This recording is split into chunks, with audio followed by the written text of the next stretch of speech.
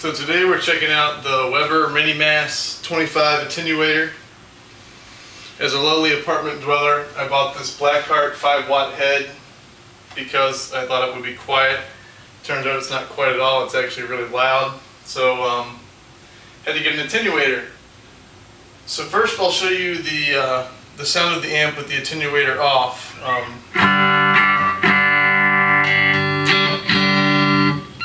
Neck and middle here. You can hear it's really clean. And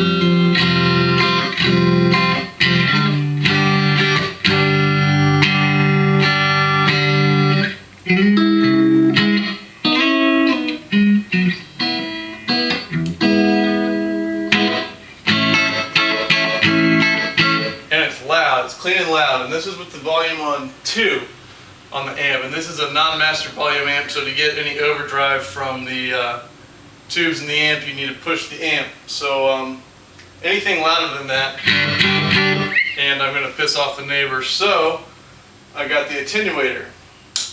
And you can hear the attenuator engaged with the same volume setting. Kills it a lot, it's good. So I can push this volume up to say 5 now. You can already hear a little bit of gain coming through.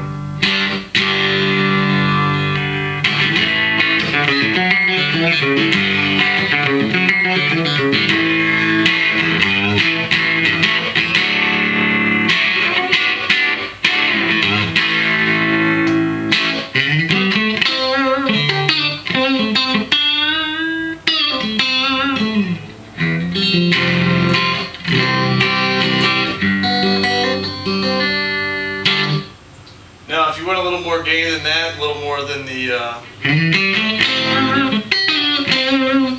you can push it up and turn it to like, what was it, like 7, 7.5.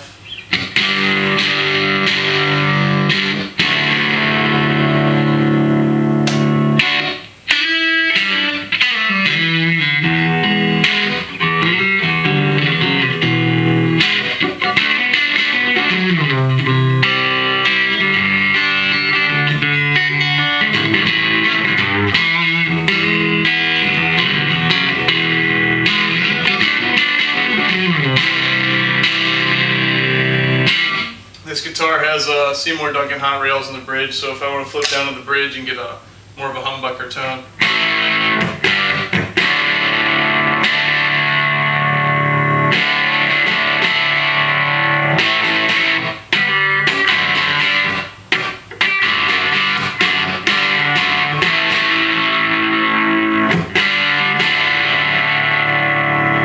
So here we got a pretty nice full, kind of a classic rock kind of gain out of there.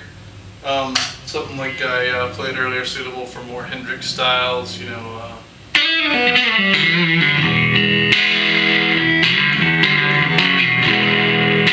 Use it for a lot of the Mayer stuff I played too, on neck and middle.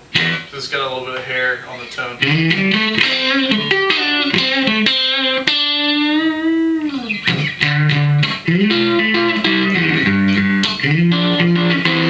can hear it, it's nice. So if I want to crank it and see the full potential of the amp, you can hear it gets a little fuzzy actually, and that has nothing to do with the attenuator, it's just the amp it's hooked to. Single-ended Class A EL84 with a 12AX7 preamp tube.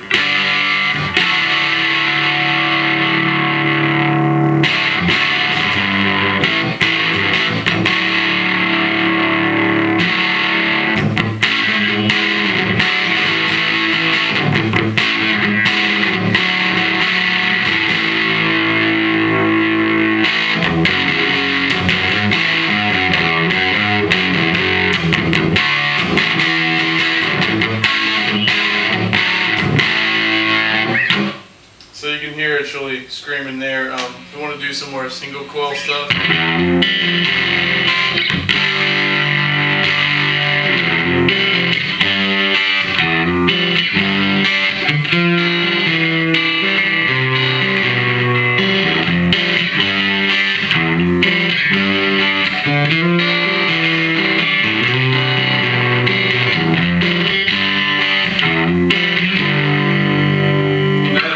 Touch on that if you want to get into more of the like touch sensitive playing where you play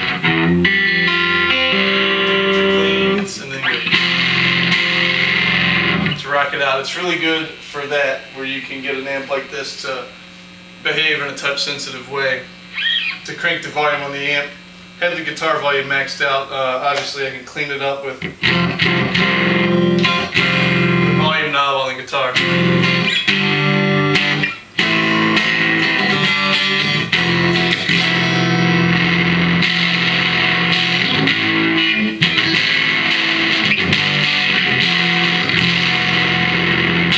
Have the volume on the attenuator right between 1 and 2 right now, so you can see that there's various levels of attenuation. I'll turn the knob for you. You can get a feel for how loud it gets. Maybe not with just a camera microphone like this, but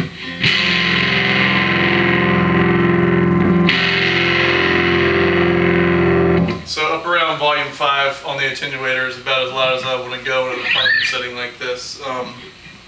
But it's going to be good for gigging. Some of the gigs I do very low stage volume. So I'll be able to get that drive tone at a more volume like this,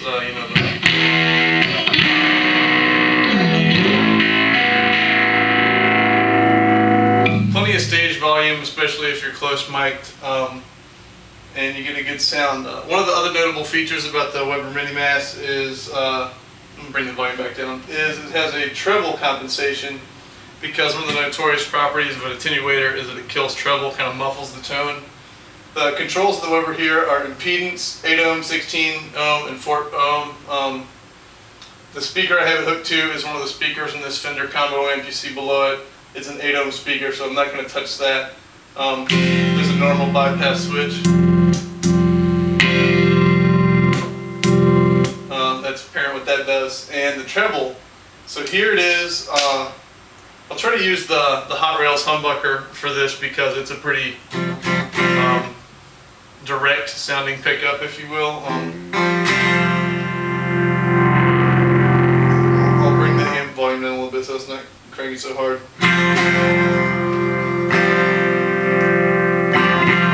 So that's with no treble compensation.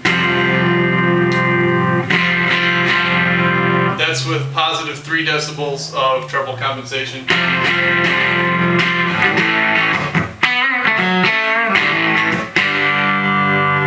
Then with 6.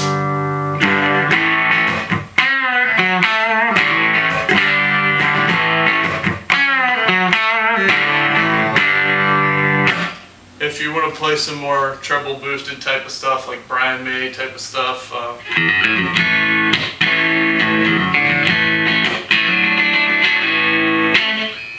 that type of tone, the treble boost is good. I feel like the 6 dB boost is actually a little much for me, so keep it on 3. That sounds the most natural, most true to the amp and the speaker and the guitar, in my opinion.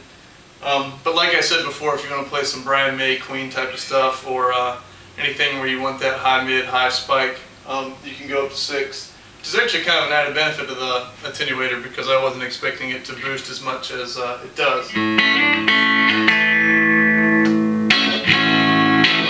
All in all, I'm happy with the purchase. It was $75 plus shipping, turned out to be $89 even for me. So between this $160 amp and this $89 attenuator, I'm at $250 for a rig that can go from louder than I want to apartment rocking. So pretty happy. Give it a listen.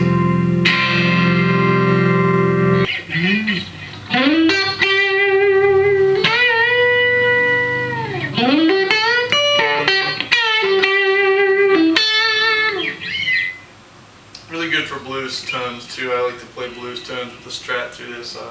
Have a couple of different pickup configurations to choose from. This amp seems to be more of a Strat amp. It really fuzzes out and gets kind of, it loses a lot of definition with humbuckers. But these two guitars have P90s in them. That one has a full-size humbucker sized P90, so P90s sound great through it. Maybe you'll catch that in another demo from me. I want to keep it consistent since I'm demoing the attenuator, but enjoy.